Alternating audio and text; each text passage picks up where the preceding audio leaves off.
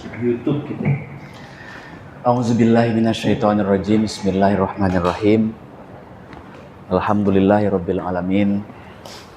Assalatu wassalamu ala asyrafil anbiya'i wal mursalin wa ala alihi wa ashabihi ajmain. Amma ba'du. Rabbi shrah li sadri wa yassir li amri wa hlul 'uqdatam min lisani yafqahu qawli. Rabbi zidna ilman nafi'an warzuqna fahman. Allahumma shalli ala sayyidina Muhammad wa ala ali sayyidina Muhammad. Bismillahirrahmanirrahim. Assalamualaikum warahmatullahi wabarakatuh. Alhamdulillah, teman-teman sekalian, puji syukur kita panjatkan kehadirat Allah Subhanahu wa taala.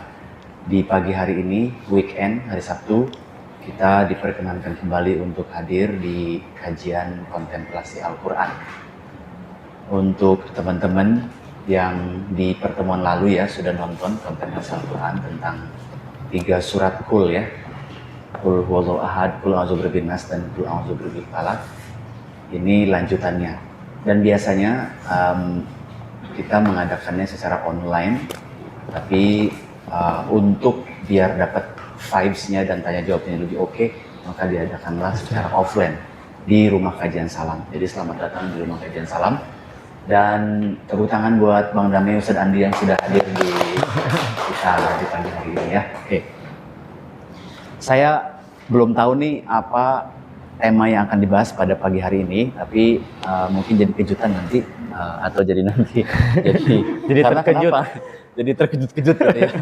Karena kontemplasi Quran yang dibawakan oleh Bang Dame Ustadz Andi ini agak beda, lebih kepada bagaimana mengkontekskan ke dalam kehidupan sehari-hari, sehingga yang tadinya mungkin pemahaman-pemahamannya itu di alam spiritual atau alam yang lebih intelektual. Nah, dengan Bang Dame dan Ustadz Andi diolah menjadi sebuah kajian, sebuah pemahaman yang lebih implementatif dan lebih bisa dipraktekkan dalam kehidupan kita, membantu buat kita lebih dalam lagi menjalani kehidupan di dunia ini. Tapi sebelum kita masuk lebih jauh dan sebelum kita nanti hadirkan Ustadz Andi dan Bang Dame, kita berdoa sebentar ya. Hening sejenak termasuk buat teman-teman yang nonton juga, yang buka YouTube-nya nanti, itu begitu mulai belajar, biasakan untuk hening sejenak dan berdoa agar apa yang dipelajarinya itu masuk menjadi nutrisi batin, membuat perubahan yang lebih baik dalam kehidupan kita. Kita hening sejenak sebentar ya. Kita mulai dengan membaca Bismillahirrahmanirrahim.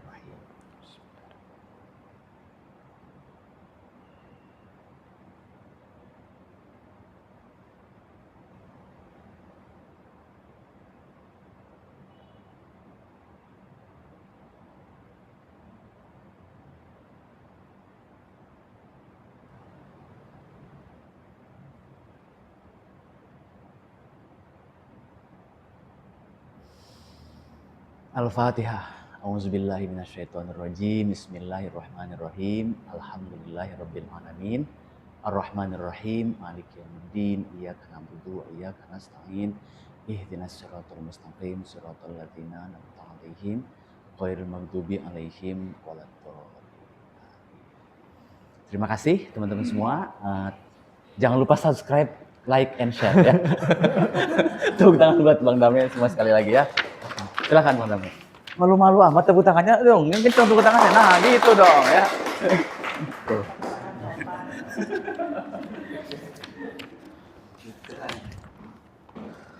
Bismillahirrahmanirrahim. Dengan nama Allah yang Maha Pengasih dan Maha Penyayang. Assalamualaikum warahmatullahi wabarakatuh.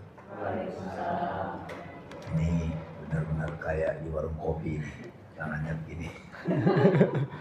Alhamdulillahirabbil alamin.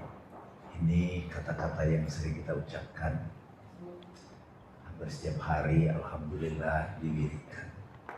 Tapi bagi mereka yang sudah diberikan berkah, mengucapkan Alhamdulillahirabbil alamin ini seperti kita menyaksikan orkestra semesta yang maha indah. Kalau Amerikan nyebutnya itu all is well. All is well, all is well, all is well. Saya selalu mengingatkan diri saya untuk damai, semuanya baik-baik saja. Alhamdulillahirabbil alamin. Tapi kalau lagi sakit ini agak susah kita ngomongnya. Lagi sakit gigi, alhamdulillah. Tapi saya bersaksi, alhamdulillahirabbil alamin ini adalah sebuah kata, sebuah anchor yang langsung masuk. Ya. Jadi teman-teman, meskipun kita belum merasakan dalam situasi tertentu indahnya atau baiknya sebuah peristiwa, ya rada paksakan dikit. Dihina orang, alhamdulillahirabbil alamin. Kalau sebelum lihat mukanya, tutup mata. Alhamdulillah. Alhamdulillah. Ya, jadi ini mengafirmasi kalau dalam teori pikiran ini menginstal data pikiran bawah sadar. Saya terus terang sering mengingatkan ini. Nah, kontemplasi Al-Quran itu isinya sebetulnya semuanya tentang direct path. Termasuk nanti yang kita bahas surat Al-A'la ya. Ini saya hafal dari SMP. Jadi waktu saya SMA itu jadi imam sholat, itu ustadznya bilang kalau sholat Jumat bacaannya surat ini Al-A'la. Kalau Idul Fitri, Idul Adha jadi imam bacanya ini. Sabbihisma rabbikal a'la alladzi khalaqa fasawwa walladzi qaddara fahada wa alladzi akhrajal mar'a faja'alahu ghusaan ahwa. Sampai ayat 5 nanti ya. Sampai saya ketemu kitab ini dan disingkap oleh Ustadz Andi juga.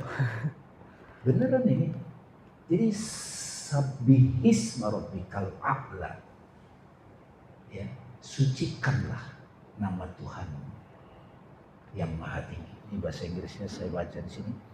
Glorify the name your Lord the Most High. Nah, Ibnu Arabi nggak basa-basi ngomong. Sucikanlah nama Tuhanmu yang paling tinggi. Artinya apa? Kamu sadar kamu itu roh. Kurang apa itu? Karena selama ini saya membatasi diri saya sebagai dami, sebagai ayah, sebagai suami, sebagai istri, sebagai kakak, misalnya sebagai separate self, diri-diri palsu. Jadi ketika kita mengatakan sabbihisma rabbikal a'la, aku itu roh tuh. Aku itu ilahi.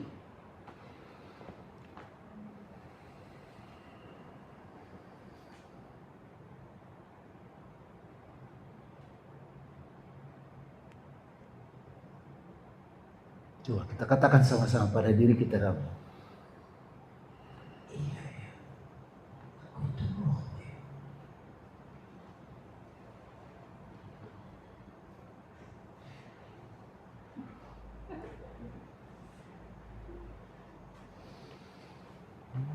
Makanya suci. Itu lumayan. Ini wajib dikatakan lagi Idul Fitri, Idul Adha, sholat Jumat. Ayat yang lainnya adalah hal ataka hadisul ghasyiyah. Itu goncangan. Jadi siapa bilang dalam ajaran Islam, dalam ayat suci itu nggak langsung tuh itu. Saya bilang sama Abi kemarin, kalau pesertanya 3 orang, tertutup aja lah. Bahasa Qurannya saya bilang. Bahkan belakangan ini saya baru Kak Abi Habib bilang, perlu diumumkan nggak bang? Iya saya mau off dulu 2 bulan ini, nggak tampil di publik. Mau off dulu, nggak ada kegiatan yang gitu-gitu. Banyak banget soalnya. Bosan kali orang saya ulang-ulang ini. Sampai garing gitu, jadi sekedar kata-kata. Padahal pada saat saya duduk di sini, sabbihisma rabbikal a'la, aku tuh tuh. Merinding saya, gemetar saya. Nggak boleh ngaku itu sembarangan.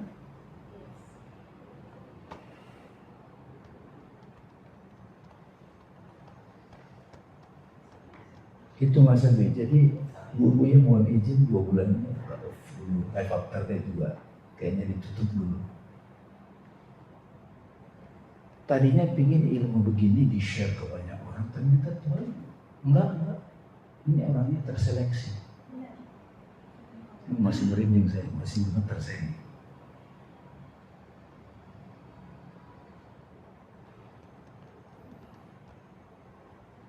Apa konsekuensinya kalau kita sadar Sabbihisma rabbikal a'la? Sucikan nama Tuhan yang maha tinggi.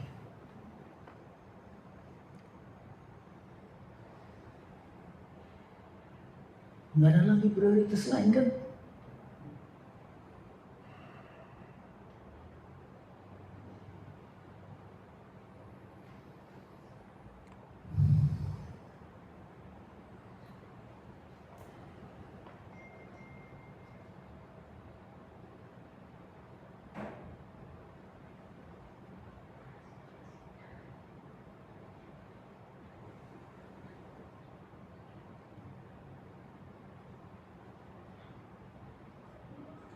Yang menciptakan dan menyempurnakan ciptaan.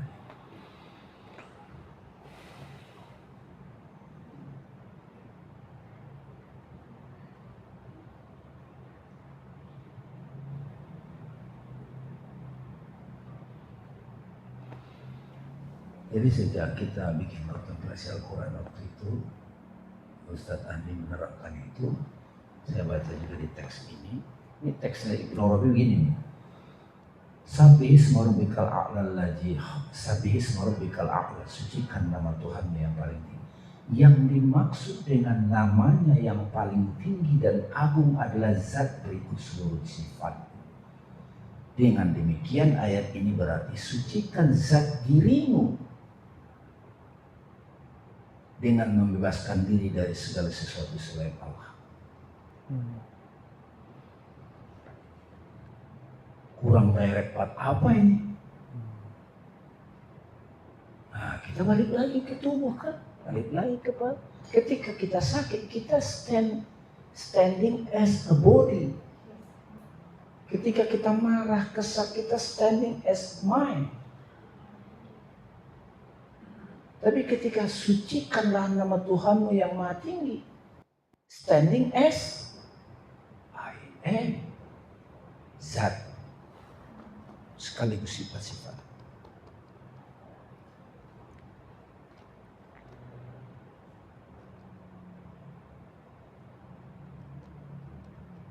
Jadi dapat berkah nih Bapak Ibu yang bisa merasakan ini.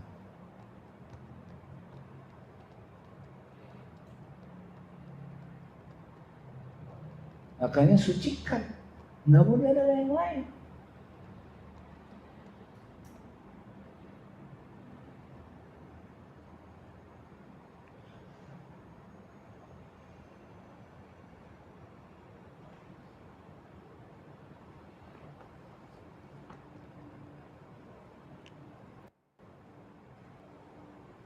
Terasa Mas? Ya, baru sekali ini datang. Ya? Iya.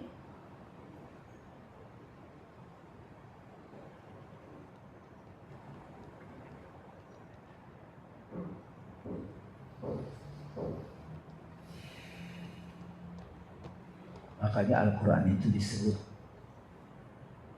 obat, zikir, pengingat. Al-Quran disebut huda. Nah ini yang saya rasakan teman-teman, kenapa saya sama Ustadz Andi, ini indah sekali Al-Quran ini kalau orang tahu. Kita juga baca Bhagavad Gita. Dan kadang kalau diterjemahkan ke bahasa Indonesia kurang terasa ya. Kalau Bu Maya kan waktu itu senang banget ya Bu Maya ketika dibahas Bismillahirrahmanirrahim daerah. Bismillah, tiba ada alif di situ. Tiba-tiba Bismillahirrahmanirrahim tercipta alam, alifnya mundur. Saking humble-nya Tuhan, dia nggak mau nongol. Udah kamu aja yang nongol Khalifah, aku nggak nongol. Nah ketika kita terlalu asik sebagai khalifah, ada yang muji-muji, wah hebat ya gue ya. Diingatkan lagi dengan ayat ini Bu Maya, Subbihisma rabbikal a'la.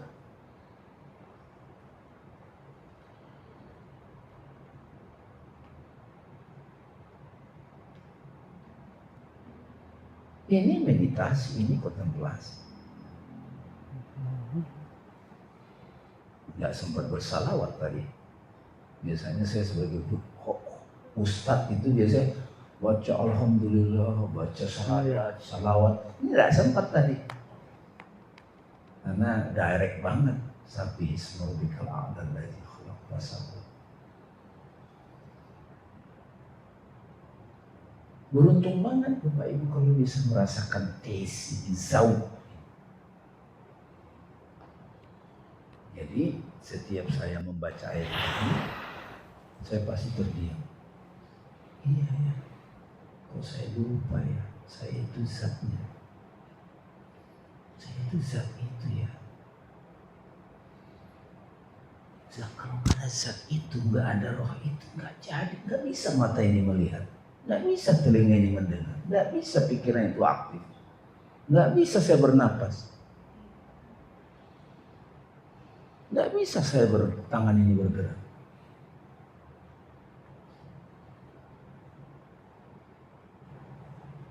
Tidak bisa apa-apa. Jadi Subbihisma rabbikal a'la alladzi itu bisa juga diartikan nothing semuanya, udah yang ada zat. Jadi Nabi waktu dapat ayat ini ngerasakan begitu, teman-teman.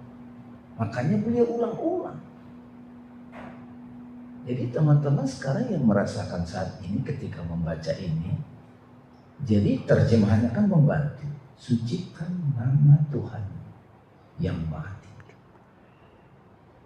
Kualitas kasih sayang itu nama Tuhan juga, nama Roh juga kan. Kualitas kekuatan, kualitas melihat itu nama Tuhan. Tapi ini nama Rob yang paling tinggi adalah zat berikut sifat-sifat. Jadi zat. Ini pikiran masih hilang ini, benar nggak? Nggak ada analisa lagi di sini.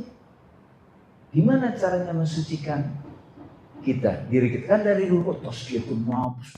Waduh, saya nggak boleh marah, saya nggak boleh nyusup. Wah, banyak banget. Caranya gimana mensucikan itu? Sucikan nama Tuhan yang baik. Jangan bilang orang lah. Ada di YouTube ya. Ada di YouTube.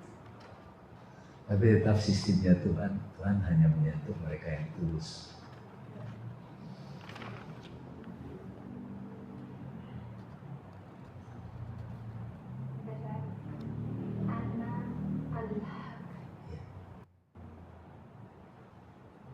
Ketika itu dikeluarkan kata-kata itu menjadi ya ada konsekuensi.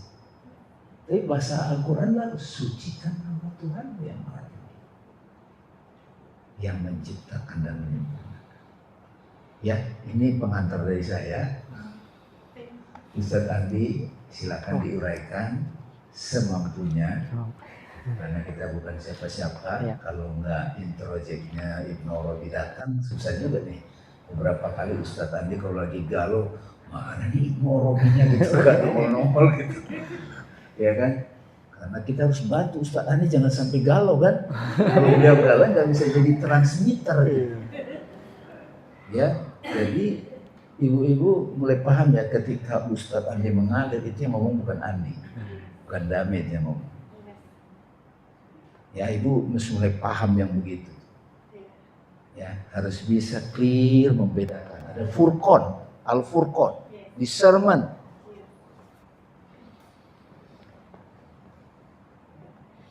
Oke, ya terima kasih Ustaz. Ya, kita kasih apresiasi. Semoga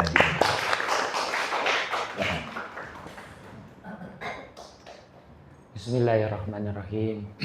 Alhamdulillahirrabbilalamin. Wala hawla wala quwata illa billah.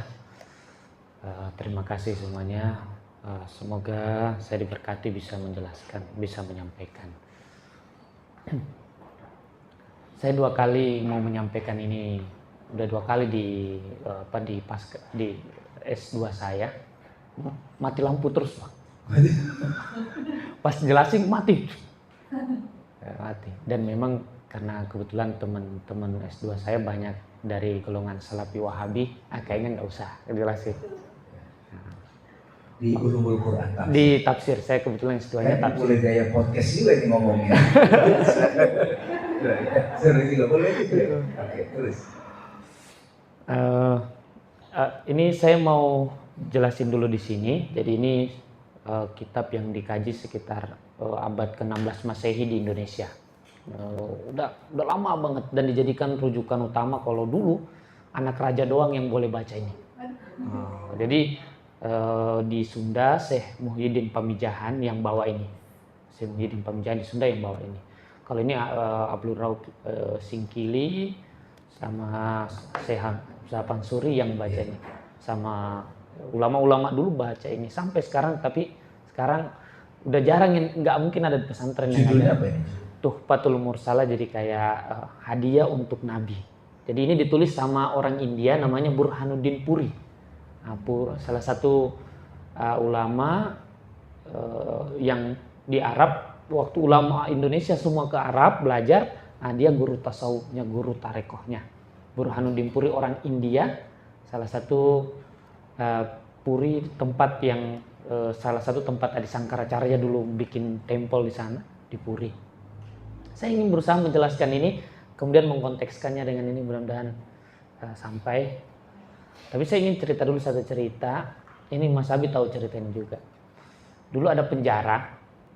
Dalam penjara itu banyak napi penjara. Terus dalam penjara itu para napi itu kunyel ya, pakaiannya kotor, dan akhirnya datang orang, wah kok kunyel banget ya. Udah sini kucel ya. Kok kucel banget, ya udah saya beliin sabun deh, mandi gitu. Wah ini kok kurus-kurus ya. Datang lagi orang tua, ini saya kasih makanan deh, McD tiap hari gitu. Hari datang lagi, wah kok ini orang males-malesan. Akhirnya dibikinin pekerjaan. Wah kok ada lagi orang keempat, wah kok ini cuman main-main doang. Bekerja doang, saya bikinin lapangan bola deh. Ada orang kelima datang, saya bukainnya pintu penjara, kagak ada yang mau keluar. Kenapa nggak ada yang mau keluar? Kita semua seperti itu sebenarnya dalam hidup ini. Dulu kenapa yang ini diajarkan ke anak raja? Karena mereka sudah selesai dengan kehidupan. Mereka sudah selesai dengan kebutuhan. Makanya di India yang boleh belajar tingkat tinggi itu cuman golongan Brahmana. Secara finansial dan secara jiwa. Golongan Brahmana, orang yang sudah settle hidupnya dari golongan kalangan raja. Makanya dulu akrab sekali para pandit itu atau para ulama tasawuf itu dengan raja. Bukan karena mereka nggak mau ngajarin orang biasa. Nggak bisa.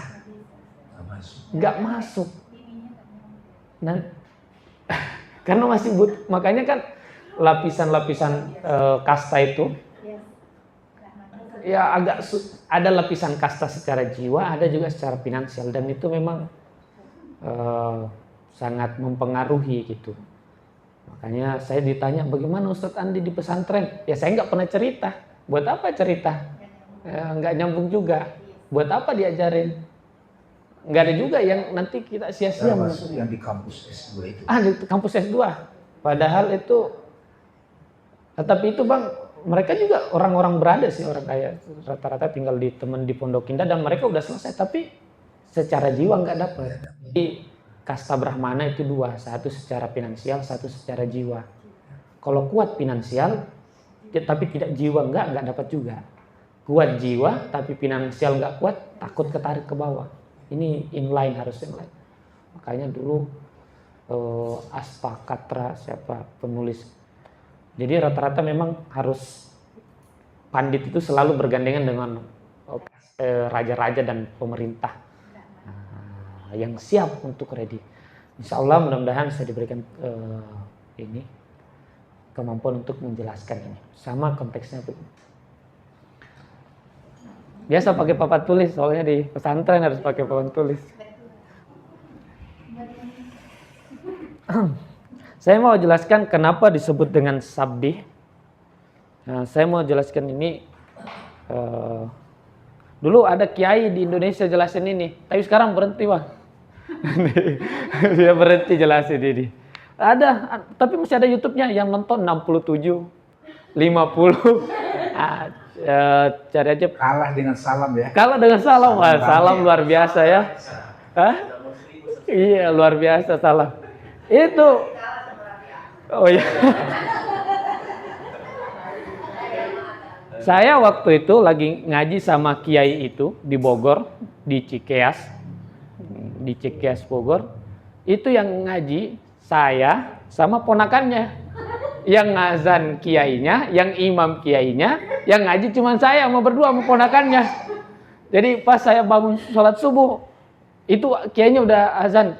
Azan, saya bangun ketika kiainya azan, berdua doang. Waktu itu baca Futuhat Makkiyah, berdua doang sama baca kitabnya. Makanya mungkin dikit yang datang, Bang ya. Jadi Nabi mengatakan dalam hadis bahwa kanallahu walam yakun syai'un ghairuhu, bahwa biar terasa Arabnya ya. Tulis Arabnya dulu.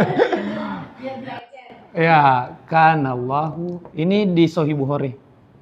Lahu walam yakun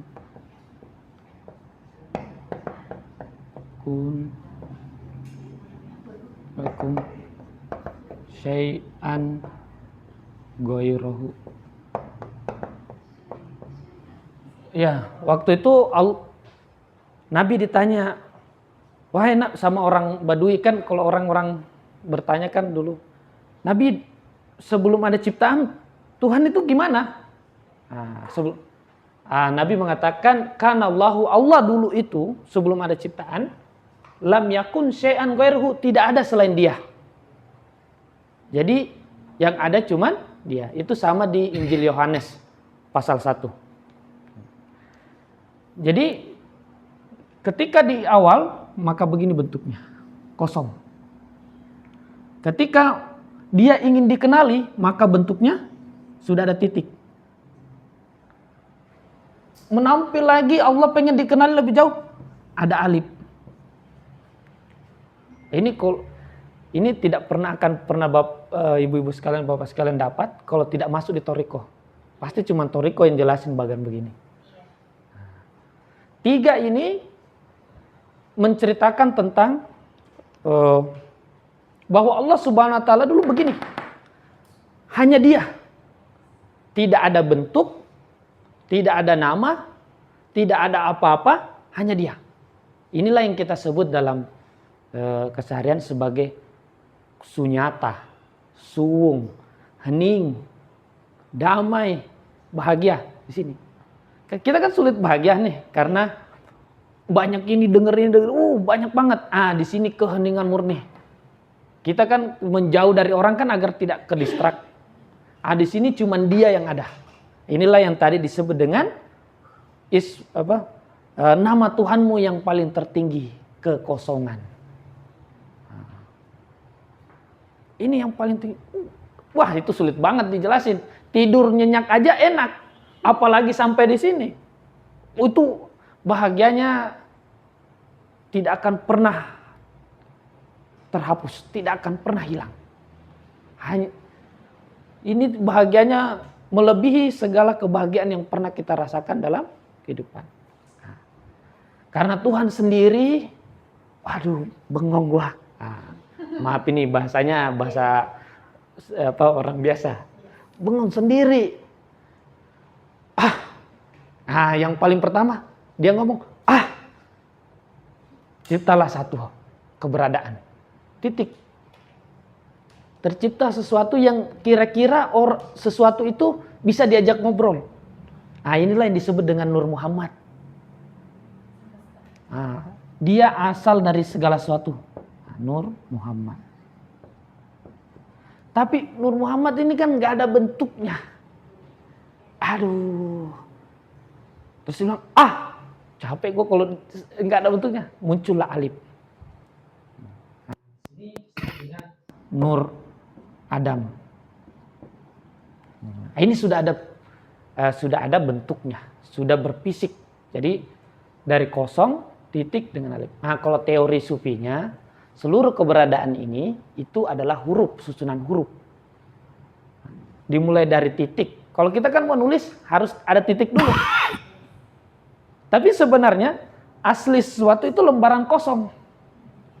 Tapi karena Tuhan bilang, nggak seru nih, ya udah bikin titik-tik. Itu titik itu disebut dengan dalam istilah Nur Muhammad atau hakikat Muhammad. Makanya Nabi Muhammad mengatakan, aku ada sebelum Adam diciptakan.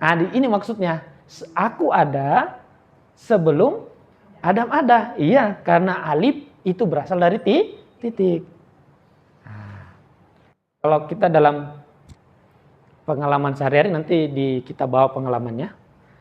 Setelah keberadaan Nur Muhammad kemudian Adam, turun lagi agar dia lebih membumi, masuk namanya alam akal. Alam yang bisa kita tunjuk, kan kita bisa paham kalau kita rasional tuh, bisa dipahami. Ada dia, tapi dia belum begitu punya bentuk. Setelah alam akal, masuk alam barzah. Inilah yang kita sebut dengan pikiran. Mulai banyak drama di sini. Setelah masuk pikiran, alam disebut dengan bahasa Arab alam jisim, alam benda.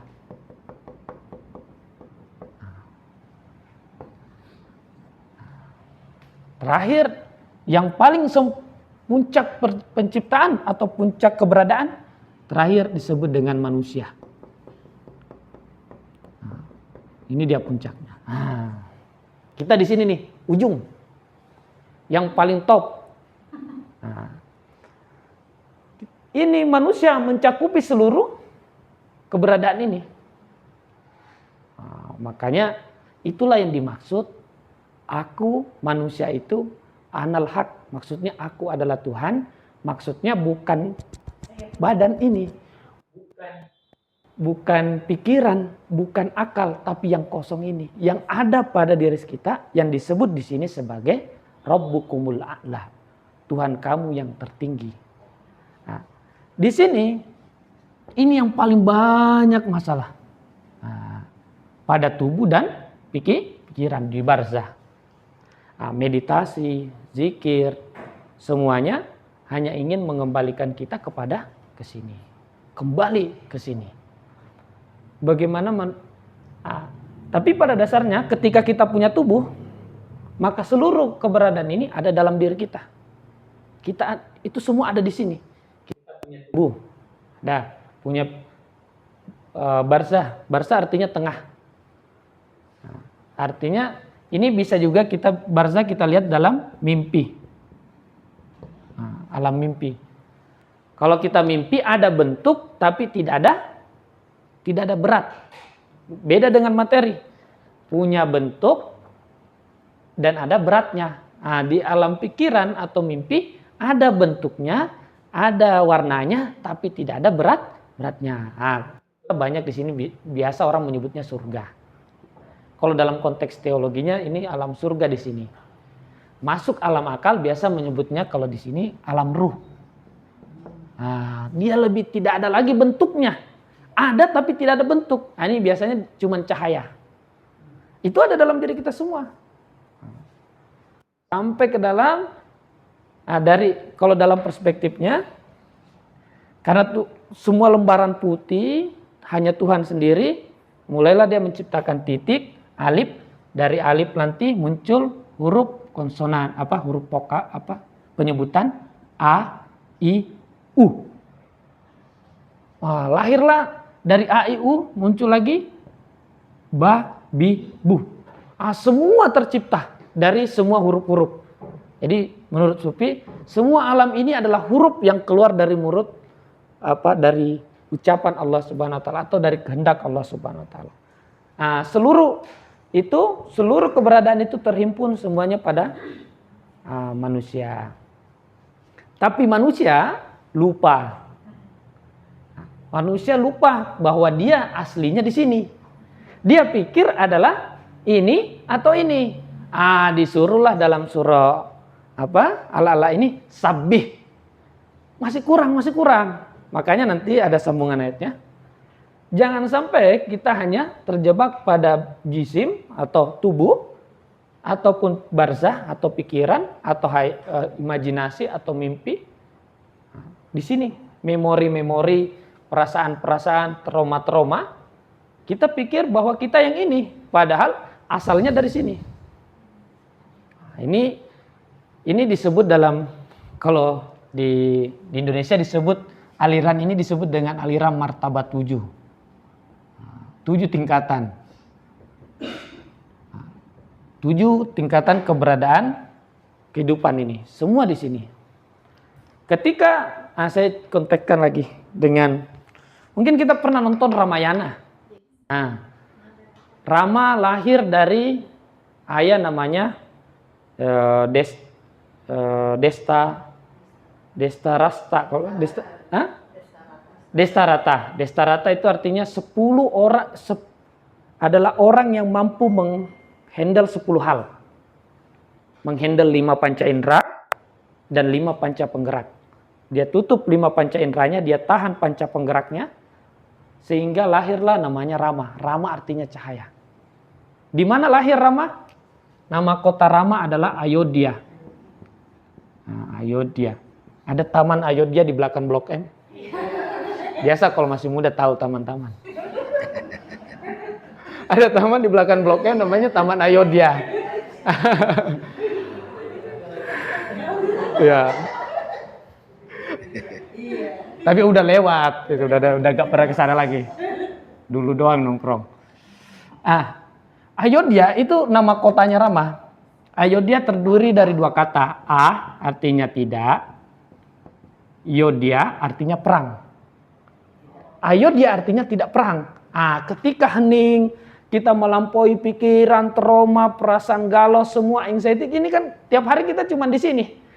Di tubuh, memori, keinginan, hasrat, dendam, benci, itu terus berputar di sini. Gak pernah naik-naik. Makanya di sini sabbih. Makanya ini ada rahasianya, cuma di Tareko yang ada yang bisa ngasih tahu. Kenapa hari Jumat? Orang Tareko mengatakan hari Jumat itu di sini. Makanya Jumat itu berasal dari kata jam'u, artinya berkumpul. Ini. Kalau selebihnya ini semua berantakan. Ada keinginan ini, ada keinginan itu, ada anak, ada suami, ada pasangan, semua ada. Berantakan sekali di sini. Makanya disebut hari Jumat. Hari Jumat itu disebut hari suci Islam karena Tuhan mengingatkan kembali ke sini. Makanya dibacanya hari Jumat, Bang. Iya, betul.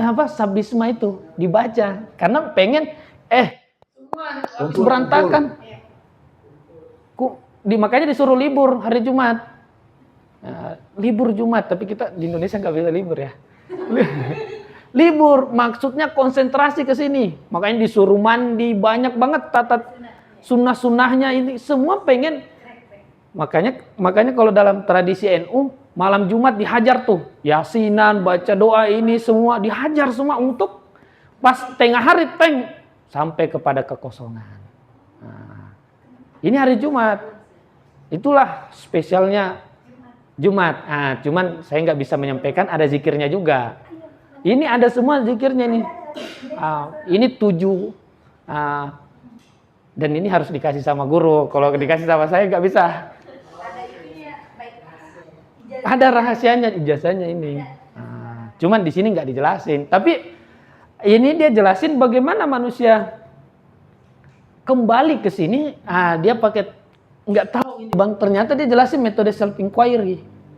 Di sini bahasa Arabnya dia sebutnya muraqabah, memperhatikan. Muraqabah itu artinya mengawasi, memperhatikan gitu.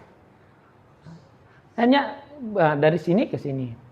Ini nanti hari Sabtu, ini hari Jumat, Sabtu, Minggu, Senin, Selasa, Rabu, Kamis, 7 hari. Makanya Tuhan itu berhenti pada saat hari ke-7 kalau nggak salah.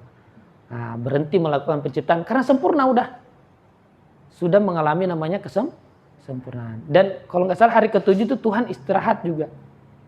Artinya ya istirahat di dalam sini. Ini panjang banyak cerita-ceritanya. Jadi itu tuh ada cerita di Tareko itu. Kan waktu ini udah tercipta. Nah, ini ngomong ke sini. Allah ngomong ke Muhammad. Wahai Muhammad, ya udah kamu coba sembunyi deh, nanti aku cari gitu. Sembunyi, ketahuan sama Allah. Allah ngomong coba aku sembunyi. Dicari, wah di mana ya? Allah bingung. Nah, ternyata ini ketika muncul yang ini sembunyi dalam sini. Ketika kita melihat bentuk, pasti kita lupa yang dibalik bentuk. Ketika kita melihat ciptaan, kadang kita lupa yang dibalik penciptaan itu. Ini yang menjadi. Kemudian kita kontekskan dengan surah Al-A'la ini. Sabbisma rabbikal a'la, kembalilah engkau manusia kepada kekosongan. Alladzi khalaqa fasawwa. Maksudnya khalaqa fasawwa itu dia melakukan penciptaan atau kalau bahasa lainnya manifestasi di sini. Dia yang menurun, dia yang menampil sampai kepada alam jisim, kemudian fasawwa menjadi menyempurna pada diri manusia. Karena hewan tidak bisa menampung manifestasi Tuhan secara sempurna, maka yang ini fasawwa menjadi menyempurna. Qaddara, kemudian ayat selanjutnya, alladzi qaddara, dialah yang menentukan kadar yang baik, kesempurnaan yang baik pada diri manusia untuk bisa kembali ke sini. Tidak ada selain manusia yang bisa kembali ke sini, ke kosongan. Itulah kita sangat beruntung bisa mendapatkan tubuh fisik manusia. Fahada, dan dia pula lah yang akan menunjukkan kembali ke sini. Cuman begini, sebagaimana tadi dalam cerita penjara itu, tidak semua manusia bisa ditarik keluar. Ada pertanyaan menarik di pesantren saya gitu dari Ustadz. Mana lebih bermanfaat, Nabi atau Thomas Alva Edison? Lebih bermanfaat mana, Nabi Muhammad atau Thomas Alva Edison gitu ya? Dijawab Thomas, ngeri nggak masuk surga gitu. Dijawab Nabi, tapi ya lumayan lah Thomas Alva Edison kan tuh. Ini bikin lampu, lumayan banyak manfaatnya gitu. Saya jawab sama santri bahwa Thomas Alva Edison lebih bermanfaat ketika kalian belum siap. Apa gunanya sekarang pemadam kebakaran bagi kita? Tapi kalau kebakaran siapa yang paling bermanfaat? Pemadam kebakaran. Kalau kita tidak ready, tidak siap, ready betul menjalani suluk, ya udahlah dengar yang biasa-biasa aja. Kalau ready, pasti datang. Kalau rumah kebakaran, pemadam kebakaran datang. Kalau murid siap, guru datang. Bagaimana? Tapi nggak apa-apa, cari aja sampai mentok makanya hidup tidak bisa satu kali kehidupan. Itu saya memang di pesantren cuman satu yang saya ajarkan ke santri, reinkarnasi. Karena dengan begitu manusia bisa berproses. Tidak hanya sekedar itu memang, tapi selalu diskusi. Saya nggak percaya Ustaz, jadi selalu debat. Saya bilang cuman ini yang bisa memberikan kita jawaban bahwa kita punya kesempatan untuk berkembang, untuk mengalami grow. Kalau tiba-tiba satu kali mati, kasihan orang Bojonggede, orang Cibinong, yang nggak ada nabi turun, nggak ada petunjuk, atau kasihan orang suku Asmat, kasihan. Maka perlu namanya ada sudah jadi menteri sekarang. Ada proses yang panjang. Bukan berarti nggak ada dalilnya dalam Quran, ada juga. Cuma kita secara rasional aja gitu. Kasihan orang yang tiba-tiba jebret brojol dari emaknya, orang Cibinong atau apa kayak. Itu tiba-tiba Cibinong di pinggiran mana gitu. Tiba-tiba dia dipaksa untuk bisa kembali kepada kekosongan. Makanya kata Krishna dalam Bhagavad Gita, yang mendengarkan ajaranku bisa 1 juta, yang melaksanakan 1000, yang konsisten 100, yang berhasil 10, tapi yang mentok cuma 1. Arjuna. Kita mah santai aja. Sekarang bagaimana kita bisa nggak? Ya tenang aja, santai. Slow aja, insya Allah prosesnya gitu ya. Kita berproses. Kemudian saya selesaikan sedikit. Wa alladzi akhrajal mar'a. Tuhan juga itu mengeluarkan ini tadi mar'a, kehidupan benda dan kehidupan pikiran. Kan kita tiap hari cuman itu. Tapi apa yang terjadi? Faja'alahu gusa'an ahwa. Tapi Allah menjadikan dia itu kering kehitam-hitaman dan kerontang. Tubuh is okay, gak ada masalah. Tapi dia bakalan kering dan menjadi hitam. Apapun perjalanan. Silakan Bang. Ya, ini saya mau tambah sedikit. Kalau terjemahannya kan di sini teman-teman supaya refer ke Al-Quran dan yang menumbuhkan rumput-rumputan. Ini bagus banget kan. Ebit Gajahnya juga pakai analogi rumput. Rumput itu kan di bawah kan. Ibnu Arabi menyebut rumput-rumputan itu al-mar'ah itu adalah dunia harta kekayaan serta makan dan minuman. Segala perhiasannya itu rumput. Nah, ditambahkan lagi di sini, lalu dijadikannya itu Allah. Rumput-rumput itu kering hitam-hitaman. Jadi di Arab Saudi rumput yang kering-kering itu nggak dianggap gitu. Jadi kalau kita tidak bisa mensucikan diri kita sampai ke kesadaran rohani, semua perhiasan itu tidak membawa dampak apa-apa. Masuk akal kan? Itu kemarin saya baru belajar dari Surabaya, seorang guru, Pak Adi namanya, itu udah kaya segala macam, punya semua deh, tahu sakit. Gak ada lagi, gak bisa makan enak, gak bisa di Lexus. Itu dia menekankan ke fisik, ilmu yang ke dalam. Ya, silakan diteruskan. Jadi rumput-rumput itu maksudnya. Ya. Jadi ini nanti akan terus berlanjut dan pada ayat selanjutnya intinya bagaimana manusia kembali kepada kekosongan itu rumah sejati. Itulah yang kemarin kita bahas di Al-Balad itu, menjadi rumah sejati. Kalau orang nggak sampai kepada kekosongan itu pasti berantakan sekali hidupnya. Maksudnya tidak ada tempat berpijak dalam hidup ini. Dia akan mudah terombang-ambing. Tapi nggak apa-apa juga, Bang. Kemarin kita udah bahas bahwa ada golongan kanan dan ada golongan kiri.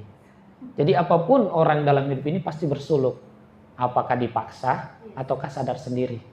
Nah, tapi biasanya orang sadar itu setelah dipaksa. Jadi kembali kepada kekosongan ini itu memang perlu perjuangan dan perlu biaya yang besar. Makanya di sana memang wajib bagi seorang raja membiayai seluruh hidup petapa. Karena itu harus memang ada yang keluar. Biar agar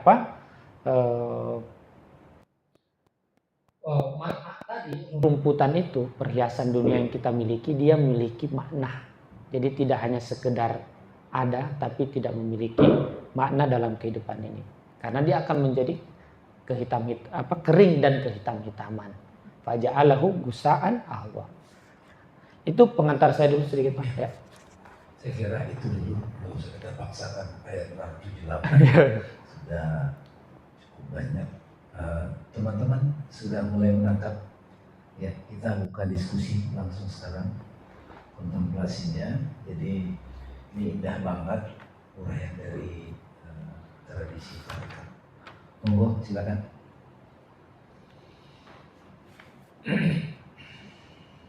Benar-benar kontemplasi.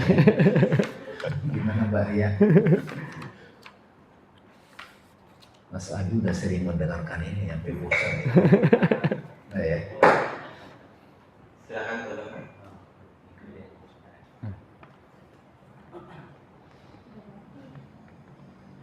Nah, boleh.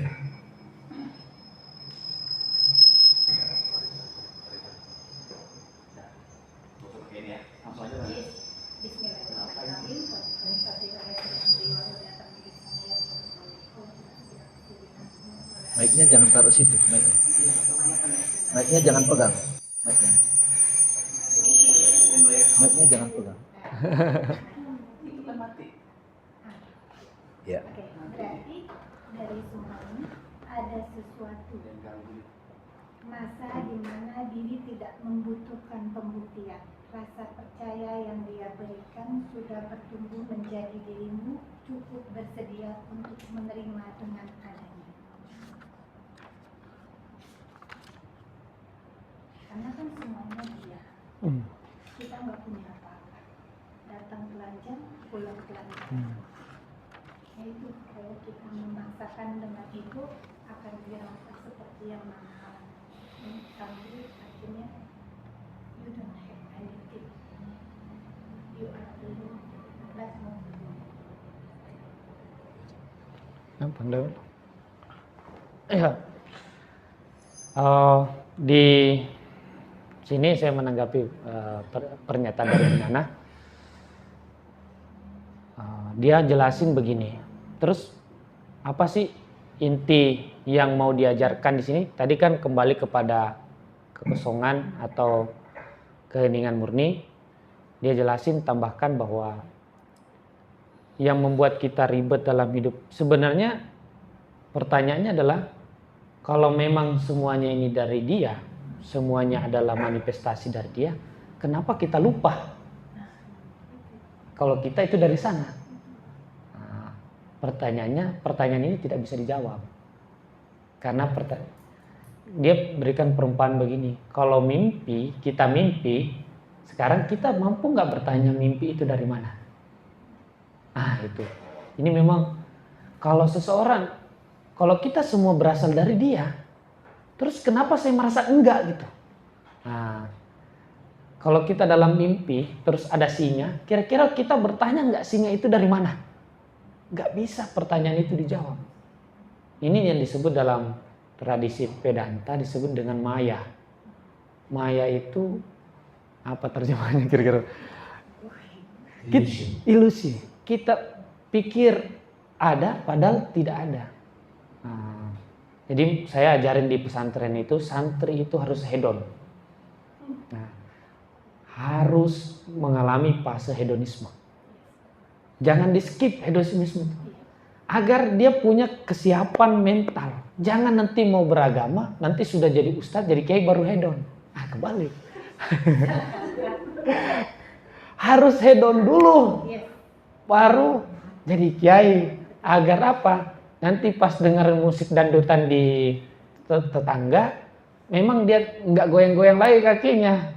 Kan udah serius, kan udah pernah mengalami, melewatin. Itu memang pertanyaan. Terus kita kan anggap semua ini sebagai kesadaran fisik, kita kan anggap kita real. Tapi menurut para sufi kita nggak nyata. Yang nyata itu cuma Dia. Tapi kenapa kita anggap kita nyata? Itu memang jawabannya cuma satu. Harus bangun. Makanya Sayyidina Ali atau Rasulullah menyatakan an-nasu yamun fa idza matu fantabahu. Manusia itu tertidur. Nanti ketika dia mati baru tersadar. Ada dua, mati secara fisik ataupun juga mati secara hakiki atau hakikat. Kalau mati secara fisik, manusia memang pada saat itu bisa langsung tahu, wah ternyata ada lagu yang saya suka, I started a joke ya. Ternyata dunia ini a joke gitu. Al-Quran juga bilang begitu. Wa'lamu annamal hayatad dunya la'ibun wa lahwun. Ketahuilah bahwa dunia ini adalah permainan dan senda gurau. Makanya santri saya suruh bermain-main aja.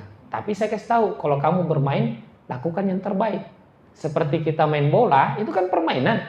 Kalau kita main bola, maka kita melakukan yang terbaik. Jangan pemain bola bermain-main, tapi nongkrong aja lihat-lihat, itu bukan permainan. Ketika kita menjalani hidup, lakukan semaksimal mungkin. Kenapa? Karena kan permainan. Masa main cuma nongkrong di luar di pinggir lapangan lihat-lihat? Main itu artinya kita benar-benar hadir dalam sebuah permainan, tapi mengerti bahwa itu punya masa waktu. Punya expired, masa berhenti. Makanya saya suruh, kalian yang main-main sekarang dengan kitab-kitab. Kalian main-mainnya dengan pelajaran. Main-main maksudnya dengan bersungguh-sungguh dalam permainan itu. Ketika dalam kehidupan menjadi seorang ayah atau ibu, ya bersungguh-sungguh. Itu namanya permainan cantik. Ronaldo itu dikenal sebagai pemain bola terbaik karena bersungguh-sungguh dalam permainan. Tapi kalau di luar permainan berteman lagi seperti orang biasa. Nah, seperti kehidupan kita ini, ya kejedot sana, kejedot sini, kena marah sana, kena sini. Ya itu kalau kita mengerti, oh permainan. Tapi kita mengerti tanggung jawab apa yang kita laksanakan. Nah, kembali tadi pertanyaan Mbak Nana, saya ingat, saya lanjutkan lagi ya cerita Ayodhya sedikit, Rama. Ini waktu saya di India kebetulan memang dengar nama Rama agak sedikit melo gitu. Jadi setelah Rama lahir di Ayodhya, lahir daripada keheningan, kemudian dia menikah dengan Sita. Akhirnya dia keluar daripada kota Ayodhya. Dia ketemu Sita. Sita itu anaknya King Janaka. Nama rajanya Janaka. Nah, dia ketemu Sita itu bukan anak kandungnya. Sita itu didapat ketika dia bertani, tiba-tiba Sita muncul. Nah, Sita itu artinya pikiran. Nggak tahu tiba-tiba ada. Nah, inilah kok pikiran itu, kayak pikiran kan apakah ada pikiran atau tidak ada? Kalau dia ada ketika kita tidur, dia tidak muncul. Kok nggak ada? Kalau dia benar-benar ada, seharusnya ketika kita tidur, dia tetap ada, tapi nggak ada. Ah, itu Sita. Lahirlah, menikahlah Rama dengan Sita. Menikahlah kesadaran murni bersama dengan pikiran. Lahir dunia. Makanya mereka terlempar dari Ayodhya. Tidak berada lagi dalam keheningan. Pergi kemana? Mereka berdua pergi ke hutan. Tinggal di hutan. Hutan apa? Yang ini kehidupan. Meniness. Di hutan kita lihat pohon ini. Berada dalam hutan. Ah, dalam hutan banyak monster-monster dalam kehidupan. Muncul Rahwana. Tertarik sama Sita. Pikiran pertama Sita keluar. Lepas dari yang namanya kesadaran. Karena melihat yang namanya golden deer, atau melihat kijang emas. Dia lihat kijang emas, wah menarik. Nah, itu simbol kemegahan atau kenikmatan dunia. Dia lepas keluar daripada lingkaran. Rama bilang, saya tinggalin kamu tapi kamu jangan keluar dari lingkaran. Nah, lingkaran ini disebut dengan sadhana atau latihan praktis spiritual kita yang kita punya, atau syariat dalam Islam. Kamu nggak boleh keluar. Keluar, langsung ditangkap. Dibawa ke Alengka. Alengka atau Sri Lanka sekarang. Dibawa di Sri Lanka. Nah, Sri Lanka itu secara bahasa Sanskrit artinya material murni. Dibawa ke Alengka. Disimpan di sebuah taman. Nah, Sri Rama mau menyelamatkannya. Nah, kita sudah sampai kepada ini tadi nih. Jisim. Nah, bagaimana kita selamat kembali ke Ayodhya? Kita butuh bimbingan, butuh guru atau butuh apapun itu. Nah, dalam dunia kemajemukan, kemudian akhirnya Rama bingung bagaimana ya cari Sita. Yang paling pertama harus ditaklukkan adalah Hanuman, monyet. Nah, monyet itu simbolisasi pikiran itu sendiri. Jadi dalam cerita Ramayana itu, Rahwana itu cerita pikiran kita punya 10 kepala. Punya tendensi, nggak pernah berhenti tabrakan terus. Pikiran kita gitu kan. Kalau pagi-pagi bangun tiba-tiba mikirin ini, mikirin itu. Nah, itulah Rahwana. Nah, Rahwana harus dibunuh. Itu panjang ceritanya, menarik cerita Ramayana. Nah, terakhir setelah Rahwana dibunuh, yaitu ketika pikiran tenang, barulah mereka kembali ke Ayodhya. Setelah di Ayodhya, Sita dibakar. Itu menunjukkan pikiran sudah tidak ada lagi. Nah, itu menarik. Jadi kembali kepada kekosongan. Sebenarnya karena Tuhan sih, maaf ya. Karena Allah waktu itu sendiri, jadi dia agak galau. Jadi bingung gimana jawabnya, bingung gimana dia sendiri, Allah sendiri ya udah bikin begitu banyak drama dalam kehidupan. Ya hanya untuk bersenang-senang. Hidup ini ya begitu. Tapi ingat dalam bersenang-senanglah dengan senang-senang, jangan setengah-setengah bersenang-senang gitu. Yang penting tidak menabrak hak orang lain, tidak menggunakan hak orang lain. Nah, itu tambahan dari saya, Pak. Luar biasa inspirasinya. Oh, iya. Luar biasa. Saya tidak nambahkan, luar biasa. Silakan Mas. Ada pertanyaan atau ada yang diklarifikasi? Mungkin mau tanya Pak, Pakai mic boleh? Nggak bisa. Nggak bisa. Ya, Oke. ya.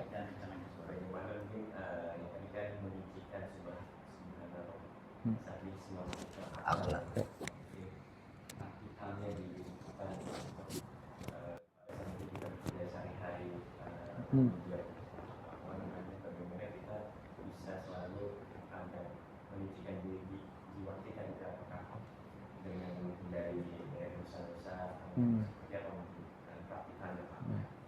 Ustaz.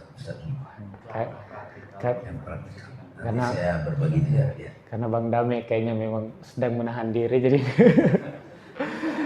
Kalau di sini jelasinnya adalah Harus lepas banget, biasa orang ditutup, lepas dong.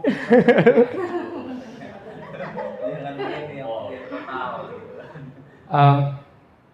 Kita sebenarnya tidak pernah bisa mensucikan diri. Karena ketika kita berharap mensucikan diri, itu juga adalah bagian daripada permainan pikiran. Nah, caranya di sini menyadari, selalu hidup dalam kesadaran. Di sini disebut muraqabah. Jadi sekarang ini kita, jadi selalu berada dalam, kalau dalam ini konteks bahwa hidup sehari-hari ya.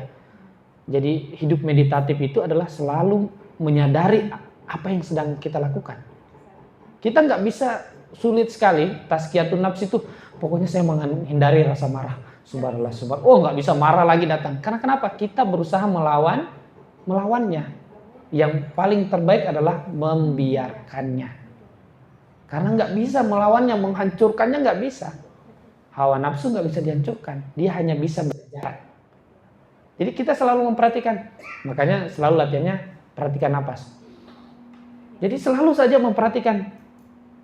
Jadi kalau mendengar ini teknik meditasi, ada orang yang bicara dengerin aja, tapi nggak usah lock in, nggak usah. Jadi kalau lagi ngetik perhatikan aja jari-jarinya. Jadi selalu standing as observer, selalu berdiri sebagai seorang pengamat. Karena kita yang sejatinya kita itu yang kosong. Nah, yang sehari, jadi kalau lagi duduk perhatikan duduk. Berdiri, perhatikan berdiri. Kalau lagi bicara, perhatikan bicara. Kalau lagi gerakan tangan. Ketika kita selalu berada dalam kesadaran dari setiap gerakan, maka tidak akan pernah ada yang namanya berbuat dosa ataupun salah. Karena nggak mungkin memukul orang itu dalam kondisi sadar. Pasti itu dalam kondisi marah, benci, dendam. Jadi yang paling, kalau saya sih di rumah ini saya paling senang naik tangga. Perhatikan setiap langkah, naik. Kalau guru saya dulu yang ngajarin ini, itu dia 10 tahun memperhatikan napas, keluar masuk. 10 tahun belum sholat. Nanti setelah dia perhatikan terus napasnya, baru dia mulai sholat. Memperhatikan setiap gerakan, turun, naik. Ketika kita selalu memperhatikan gerakan kita, maka kita berjarak dengan gerakan. Sampai ke sini. Ini disebut dengan consciousness, disebut dengan kesadaran murni. Sebenarnya begitu. Consciousness Tuhan itu nggak di sono, nggak di sini, di mana-mana. Ya, Tuhan itu kesadaran itu yang ada pada diri kita. Kita cukup menyadari. Makanya kalau nanti sering sadar, kita bisa tidur dengan sadar. Sekarang kan kita tidur nggak sadar. Orang yang sering latihan kesadaran itu bisa tidur dalam kondisi sadar walaupun tubuhnya tidur. Selalu memperhatikan. Kebetulan saya 2014 Pak, nggak tahu karena konsentrasinya tinggi, jadi langsung wah kok emang saya tubuh. Itu pasti pertama itu kalau sering latihan. Tapi harus latihannya selalu, jangan seminggu sekali gitu. Nggak boleh nanti seminggu sekali deh pas hari Jumat. Atau nanti pas libur, nggak bisa, pas ngetik, pas berbicara, kalau bertemu orang, jangan perhatikan ucapannya, perhatikan matanya.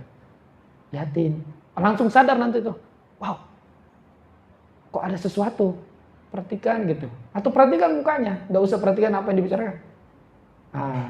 Itu secara otomatis itu tiap hari. Ini disebut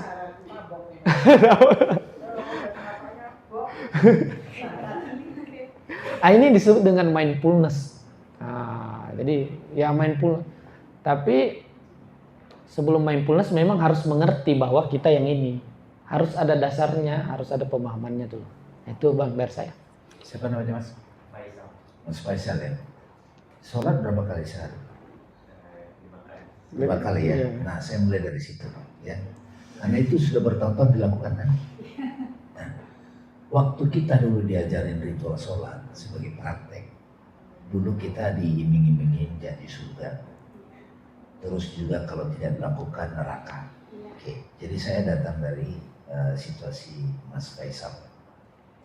Sholat itu kalau ikutin yang tadi, napas dulu, gimana nih? Kan ya, belum ready kan? Apalagi nonton Pak Kojin. Jadi saya datang dari apa yang familiar dengan Mas Faisal. Oke.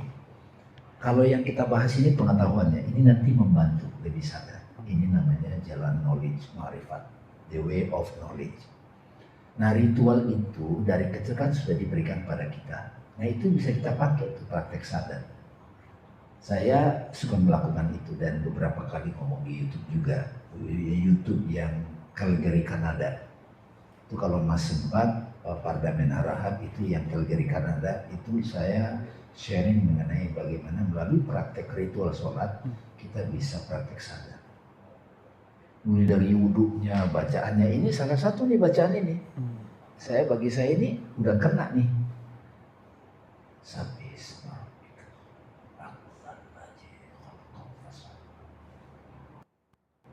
Nah, tadi dapat tadi kan, waktu awal tadi kan. Nah itu, menyadari itu terus-terus. Nah di dalam ritual sholat itu diseringkan.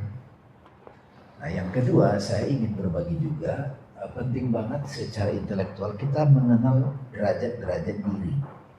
Ini bahasa pengetahuan, filsafat. Saya ada tubuh, betul? Ya selama ini kan kita karena saya tubuh kan. Ketika saya membatasi diri saya sebagai tubuh, maka Faisal di sini, Dami di sana, gitu ya. Karena saya sebagai tubuh. Oke, saya sebagai tubuh, saya di sini, Faisal di sana, tubuh Faisal. Saya lihat begini, saya lihat bajunya putih, brewoknya segala macam kan, saya kenal namanya Faisal. Faisal adalah bla bla bla gitu ya, terdapat. Begitu saya tutup mata, saya sudah sebagai pikiran ini, sebagai kesadaran pikiran. Maka Faisal itu ada dalam imajinasi saya. Kalau saya sebagai pikiran. Orang yang membenci, dia tidak sadar. Ketika dia membenci orang, dia sebetulnya bodoh. Siapa sih yang dia benci? Orangnya tidur kok di rumah. Tapi dia mau benci, ngomelin aja di pikiran saya. Itu bodoh gak kira-kira? Saya susah banget mengingatkan orang begitu. Benar gak? Pernah punya pengalaman konflik sama atasan misalnya? Dia pulang ke rumah, kenapa sih kita pikirin dia seminggu. Dia enak-enak nongkrong, minum kopi, ribet. Itu kita ribet sebagai aku pikiran. Kalau dia kencang itu emosi, makin kencang lagi jadi ego, jadi trauma. Itu aja sebenarnya masalah manusia. Nah yang tadi dikatakan Ustadz Andi, oh ini tubuh. Tubuh itu kalau kita tutup mata itu tidak lain adalah sensasi. Pegal-pegal di leher. Semua sensasi, perut lapar. Puasa itu latihan itu. Sebenarnya 30 hari mestinya oke dong. Masa enggak, udah bisa nahan diri dong, mana yang perlu dimakan, mana yang enggak. Ini, wah ayam goreng, wah ajar lepas lagi tuh. Itu gagal total itu. Dan bertahun-tahun begitu. Enggak ada pahala itu emang. Mau pakai puasa sebagai latihan sadar bisa. Gak usah nunggu Ramadan. Orang Ramadan kan rame-rame kan, nah itu oke lah, lebih oke. Jadi banyak orang selama ini tertipu dengan syariat. Tertipu.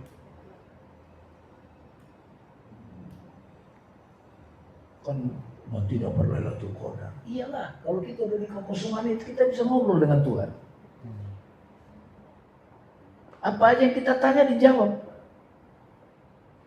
Saya sadar betul ketika saya terlalu asik dengan pikiran, udah lemah aja udah.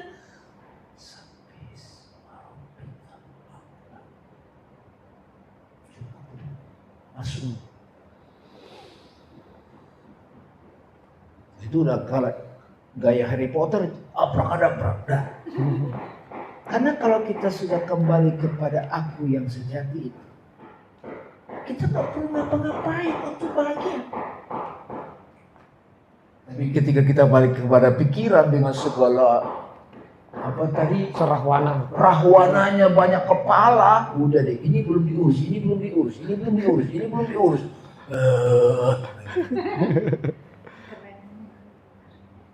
Gimana caranya balik?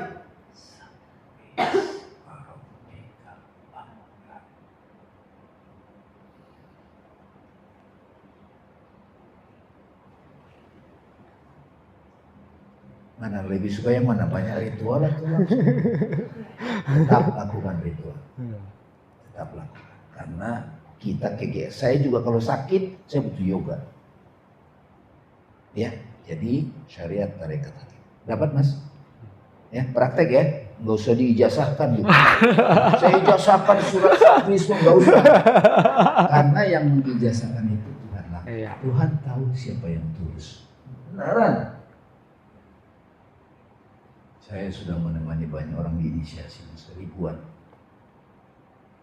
Bersama guru spiritual saya tidak mendampingi. Ada yang merasa GR udah oke, aduh banyak banget.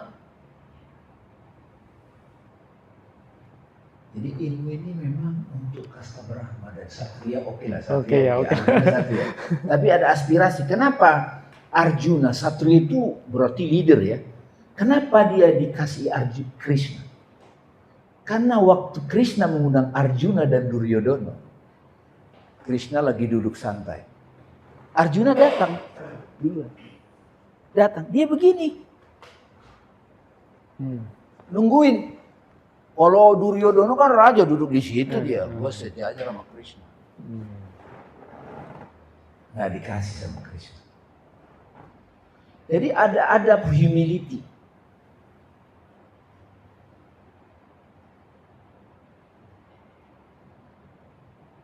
Jadi kita merasa sudah kegeeran tahu, belum itu. Buktinya apa? Nggak bikin bahagia kita. Ilmu itu nggak bikin kita tenang. Pengetahuan yang banyak itu nggak bikin tenang, itu nggak diberkati.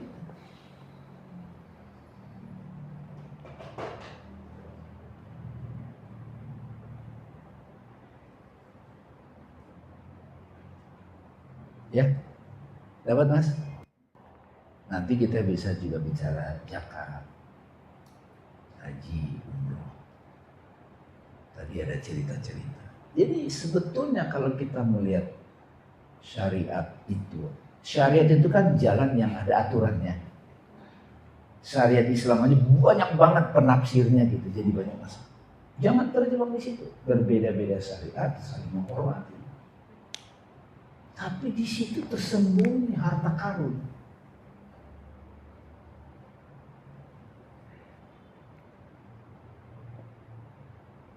Ya mas ya? Oke, makasih Mbak Ria.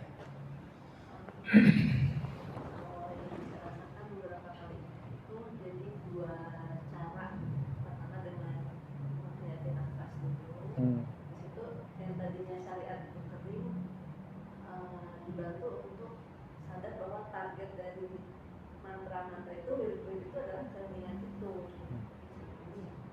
Ada rasanya. Jadi basahnya, jadi kering, jadi basah. Jadi syariatnya nggak lagi jadi rumput-rumput kering. Iya. Itu yang buat saya miracle ya, alat bantu. Karena ya, karena masih banyak terjebak di sini, terus terang aja. Pengalaman tuh pas sama dunia saya kan, benda dan benda saya, keluarga dan anak-anak gitu. Jadi sering banget kalau sama mereka itu, aku tadi rawannya jadi banyak kepala gitu. Saya bumi hanguskan dengan itu tadi dari Bang Ustaz Andi kan udah terakhir yang 9 langsung langsung ke masuk kotak kaca gitu badan masing-masing. Tapi alhamdulillah Lah, ya. masih kelihatan. Terus bersama mereka. Ah, ya.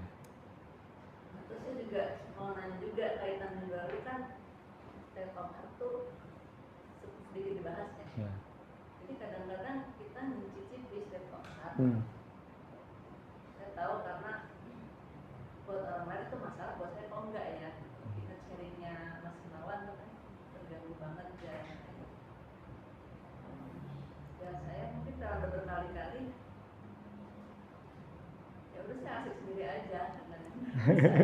Baru tahu karena saya terganggu banget dia maki-maki tuh gitu kan dan bilang kayak apa itu apa saya boleh daerah gitu sempat mencicipi satu pertanyaan yang tapi yang mau saya beri itu ini kan rerumputan lalu jadi kering. Yeah. Kalau kita masih sadar gembala kan kita kecewa gitu ya rumput saya jadi kering gitu kan. Tapi ketika kita melewati itu kan lihat foto masa lalu biasanya seorang ibu tuh mellow. Aduh dulu mereka bayi ya sekarang udah kayak gini gitu. Kayak sedih melepaskan sesuatu yang hilang gitu. Kemarin tuh pas lihat itu ya memang jadi hitam sih gitu ya memang setelah ada batas waktunya jadi all is well. Ya udah memang gitu aja. Saya lagi, Bang. Bukan pertanyaan soalnya, pernyataan. Pernyataan. Ya kalau menurut saya, ya saya ngajarin santri ya, maksudnya hidup barbar aja lah ya. Maksudnya, ya semua juga pasti kembali dengan jalan yang it's okay, semua juga pasti akan semua akan juga jalan, semua berproses. Jadi dengan tapi ketika tadi yang ketika sudah sampai ke hati itu biasanya dia disebutnya di titik, disebut dengan hati nurani. Ya di titik itu disebut dengan hati nurani. Artinya itu titik itu artinya kita sudah tidak terfokus pada banyak hal. Jadi kita belajar konsentrasi di sini. Nah, setelah melewati hati nurani ini kan cakra hati atau di solar plexus ini, ketika dia reda lagi, kita sampai kepada cakra dasar kehidupan di pusar. Makanya itu ketika mau sampai ke keheningan murni ketika bayi, ketika yang berfungsi cakra di situ cuman yang ada di pusat. Nah, di situ makanya keheningan murni itu bisa diraih ketika cuman bayi. Nah, di pusar sini, kayak kita kan selalu hidup cuman di sini, cakra sini, cakra ajna. Di sini makanya kan berantakan. Kenapa? Kadang berantakan itu karena di sini tidak bagus. Kan ini kayak pohon, tubuh kita kan kayak pohon dari bawah ke atas. Ketika dia dari ke cakra kehidupan di bawah, perut ke bawah, itu langsung ke sini, ini nggak bersih, itu berantakan. Ini harus bagus. Ini kayak batang, ini cabang. Nah, jadi harus bagus ini. Ini harus bagus hati ya dengan latihan banyak memberi, itu menambah hati bagus. Senyum, apalagi berbagi, berzikir, itu menambah kuat ini. Ketika dia kuat ini, maka kita turun ke bawah. Jadi kita merasakan life. Kita kan selama ini nggak merasakan hidup. Yang selama ini kita yang rasakan ada kasus di sana, ada lagi Pak Jokowi, Pak Mulyono, Pak Prabowo, tiba-tiba update lagi Pak Prabowo bawa menteri ke Magelang. Wah itu kita kan hidupnya selalu di situ. Kita nggak pernah benar-benar merasakan hidup. Bisa benar-benar merasakan hidup itu ketika manusia benar-benar mampu melewati sininya, melewati ini sudah tenang, dia baru bisa merasakan hidup. Sampai kepada cakra di bawah, di perut dan di punggung belakang. Ini akar gitu. Itu perspektif yoga begitu. Ini tapi pada intinya semua mengajarkan kita bagaimana jadi bagi mereka mungkin hitam, bagi kita tidak. Kehidupan itu ketika kita sudah sampai kepada kemurnian tadi, nggak ada lagi yang hitam. Ketika kita tidak sampai di situ, semua bisa cepat banget hitam. Kayak pisang kayaknya, pisang dipotek dikit, oh besoknya udah hitam, udah bonyok gitu. Nah kayak kehidupan yang tidak memiliki akar, itu pasti cepat banget menjadi hitam gitu. Nah, tapi itulah makanya di Islam kan selalu setelah sholat itu saya Mbak Dia ajar apa? Mbak Dia kan subhanallah, alhamdulillah, Allahu akbar. Subhanallah kembali ke kosongan. Alhamdulillah melihat bahwa yang kosong itu menampil pada segala hal. Makanya kita sebut alhamdulillah. Alhamdulillah. Melihat keluar. Rasanya juga beda. Subhanallah itu rasanya kayak hilang gitu. Kalau alhamdulillah nampil. Allahu akbar hilang dan tampil sama. Begitu. Itu tambahan dari saya, Bang. Saya mau tambahin masalah rumputan itu ya. Suka sekali saya terminologi ini.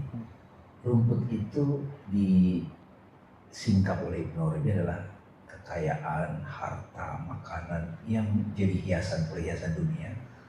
Itu gambaran dari jiwa hewan. Kapan itu jadi kering kerontang? Dia punya harta, dia punya semuanya, tapi dia nggak bahagia.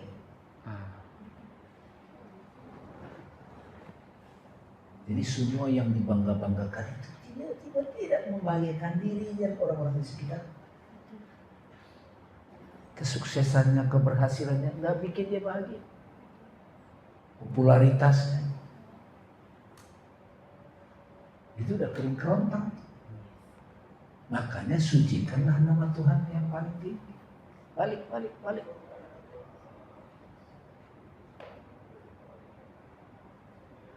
Ya kan? Karena begitulah permainannya.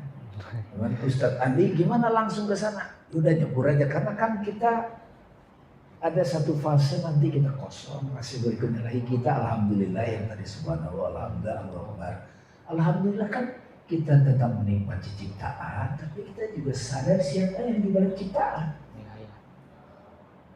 Allahu Akbar, ya bisa juga nggak ada yang lain, semua Iya.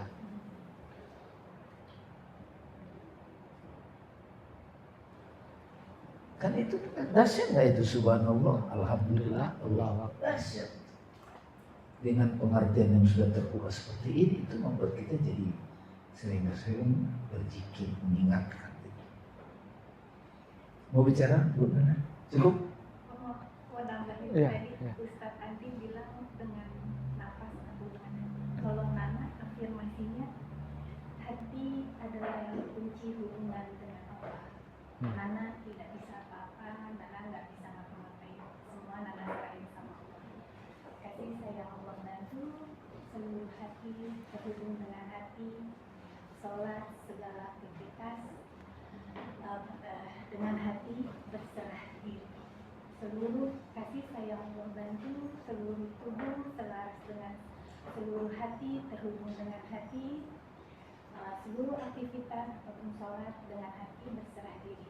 Seluruh akal, kasih sayang Allah bantu, seluruh akal, pikiran dan otak dilepaskan, dikosongkan, dibersihkan, dinetralkan dari wadah, isi dan pikiran-pikiran negatif. Baru sholat. Pertama meditasi dulu. Baru menenangkan. Terima kasih Bu Nana. Ini sebenarnya yang diuraikan tadi, saya sekarang malah dapat kalimat simpel itu. Sabis, malaikat, akram.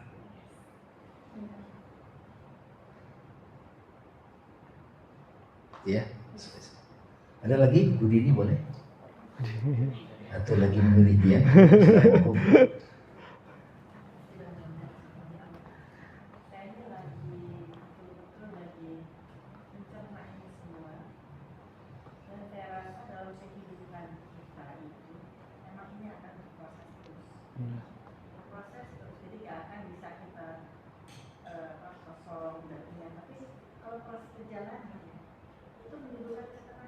Ya. Contohnya tadi yang saya coba hayati ya di Alkitab kita mendengar macam-macam soal Politik. Mulyono. Kalau kita masih alam pikiran terus Jadi kita merasa kayaknya I have no hope. Iya. Mungkin ya, I have no hope. Ya, tapi kita kembali lagi loh, ini belum banget terjadi saya. Ini ngapain sih saya kayak gini? Saya mesti pasang ini. Setelah pasang ini, terus ada kita kembali ini pada hati nurani. Lalu kita ya Allah, ini ada Allah, ada zat yang luar biasa. Kita mesti mikir dia nggak ada satu-satunya yang kita nggak tahu apa, tapi yang sendiri. Iya. Jadi kita tenang dan kita berserah diri, terus kita bisa senyum lagi.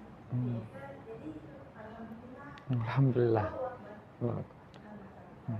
Jadi dari tadi saya lagi berpikir, lagi menghayati, ya Allah, sungguh indah ya hidup ini. Iya.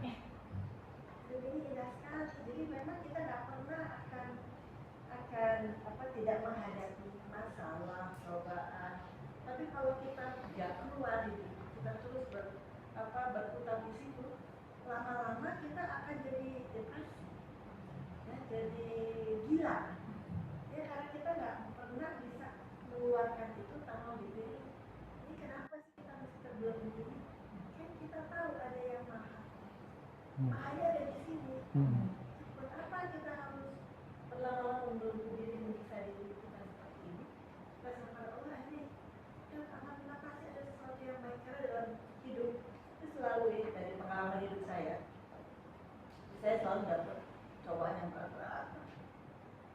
Yang kadang-kadang saya pikir nanti ini saya bisa bertahan. Sekarang tuh lagi demikian. Cuma saya terus pikir mencoba untuk melakukan kontemplasi, mencoba lihat di kita, lihat apa sih sebenarnya ini semua. Ini semua adalah sebenarnya kebaikan. Bukan kebaikan. Itu suatu kebaikan. Kalau itu berat sekali, pasti ada sesuatu yang baik. Ya Allah, Tuhan apa? Maha murah, maha kasih, maha penyayang. Gak akan abadi ini, tapi kita yang buat ini abadi atau kita yang membuat ini tidak abadi. Jadi dari pengalaman, saya bisa lupa loh pengalaman kejahatan saya.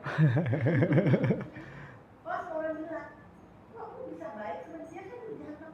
Oh iya dia jahat ya. Nah, harusnya saya udah lupa karena baterai it's okay. Dan kita udah melihat ini adalah satu kebaikan. Mungkin kita belajar dari dia, mungkin itu adalah guru kita.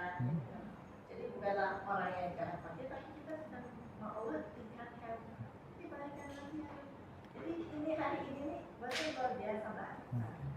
Ya karena ternyata wow gitu. Makasih Ibu Dini, makasih. Betul tuh, saya mau tanggapin sedikit mengenai hiruk pikuk di sosmed. Bahkan kita ketemu sejawat-sejawat kita, itu kan banyak tukang nyinyir, banyak yang positive thinking, banyak yang bingung, banyak yang EGP gitu. Bahkan kalau kita dengar tokoh ini, nyinyir aja kerjanya, media ini mana ya gitu. Nah dengan cara seperti ini kan kita jadi tahu tempat kita kembali. Ya. Apalagi kalau misalnya Budi ini ngomong sama kelompok orang-orang nyinyir, udah ini semua baik-baik saja. Apaan? Wah udah deh. Nah kalau ada situasi seperti itu, penting kita untuk protect yourself. Bertakwalah sebenar-benar takwa. Bahkan jangan sok-sok tangguh gitu kan. Ya, jangan sok-sok tangguh gitu itu nyambar gitu. Dan kalau kita berada di situasi seperti itu kayak begini kan aktif gitu, ketemu macam-macam orang punya kebijakan gitu ya, otoritas, kita penting untuk selalu berlindung pada Tuhan. Ini aja kan para menteri yang sudah lagi digojlok diambil udah mulai itu kan, udah mulai macam-macam kan. Nah, ya itu kalau saya misalnya ketemu mereka, saya akan bilang, kamu pasti akan mengalami berdarah-darah, pasti. Mana ada di badan perang gak berdarah-darah. Itulah Arjuna kan. Tapi Arjuna kan ditemani Krishna. Nabi Muhammad juga berperang. Di badan perang pasti ada pertumpahan darah. Nah ini kan kita kembali nih. Ini pulang nih, saya misalnya lagi kemana gitu. Pasti ada berdarah-darah. Macet tadi kita udah komen nyinyir. Ini kenapa begini, kenapa begini? Ngoceh, nggak pakai mulut Bu. Di sini. Jalan. Tiap hari kita begitu. Nah semakin sering kita pulang, tahu cara mensucikan nama rohnya yang paling tinggi, jadi nggak banyak nempel. Itu bahagia. Iya, itu Bu. Jadi bahkan Bu di beberapa komunitas yang saya sudah ngomong begini, ini balik lagi ke situ. Padahal sudah bawa-bawa dia pulang untuk melihat dari dipan-dipan gitu kan. Dia bawa turun lagi gitu. Ya kan? Itulah setiap hari yang kita alami. Dan Tuhan juga menghendaki gitu Bu. Ya, makanya saya terus pakai jahil kan. Dia Tuhan jahil banget. Jahil banget, kenapa sendirian, bikin mainan. Bayangin manusia dikasih akal, dianggap makhluk paling tinggi, tapi justru itulah dia yang bisa berbuat segala hal. Kalau yang lain kan ngikutin. Iya betul, iya. Kalau kita kan lompat yang Lompat luar iya. biasa. Saya jadi jahil ya. Mainan buat kesenangannya sendiri. Betul. Tapi di akhirnya semua akan ada reparasi. Iya. Semua akan dibalikan lagi, udah deh kamu coba. Nah, coba lagi. Sampai punya gaya. Tapi Tuhan suruh-suruh aja lah kita. Iya. Yang penting pertemuan pagi ini, siang ini, ibu-ibu, bapak-bapak, sahabat-sahabat sudah tahu jalan pulang. Dan bermainlah sesuai dengan peran yang diberikan Tuhan. Nah, komunitas kita ini dalam rangka itu. Ya, oke. Mau nanya? Ini ada lagi Lulu? Bang, Ya, silakan. present moment ya. Present moment. Jadi di sini, saat ini, detik ini, sekarang. Biar ini nggak jalan. Betul. Kayak meditasi juga gitu, bukan kita narik tapi sadarin. Ya. Ya, bahwa semua yang tadi tante bilang, kalau aku bilangnya present moment. Ya. Kan nggak semua orang bisa ya, punya jalannya. Tadi kan kayak Ustaz Kandi, Bang Kandi juga ulang repeat kan, kita semua punya jalan Yes. untuk kembali. Oke. Ke- Terima kasih Mas Abi, terima kasih semuanya. Mudah-mudahan ini jadi inspirasi. Semoga Tuhan menakdirkan kita bisa berkontemplasi lagi bersama-sama. Kembali ke Mas Abi, silakan. Baik, terima kasih Bang Dame. Tepuk tangan buat Bang Dame. Dan apa namanya, tadi sudah kita dengarkan sama-sama bahwa ya memang butuh perenungan yang lebih dalam namanya. Jadi kalau ada istilah-istilah tadi yang Ustaz tadi bilang Tuhan galau, kemudian Ibu tadi bilang Tuhan seluruhnya mohon dipahami dengan lebih. Itu setaha itu ya, setaha ya.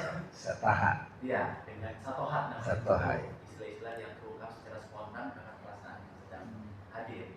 Tapi untuk teman-teman yang nonton YouTube lebih open minded dalam memahami sehingga jangan disalahpahami secara lebih sembarangan kan gitu ya. Tapi ini sebuah perjalanan ya, karena masing-masing punya hubungan dengan Tuhan. Betul.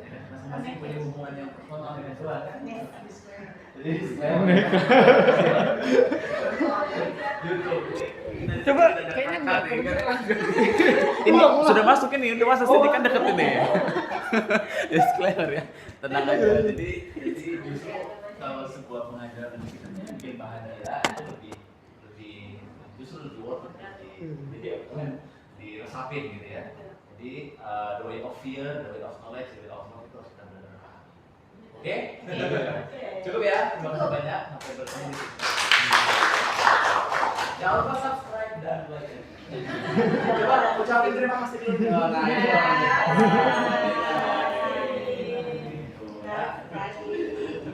Oke. Kalau Tante Ya. penasaran.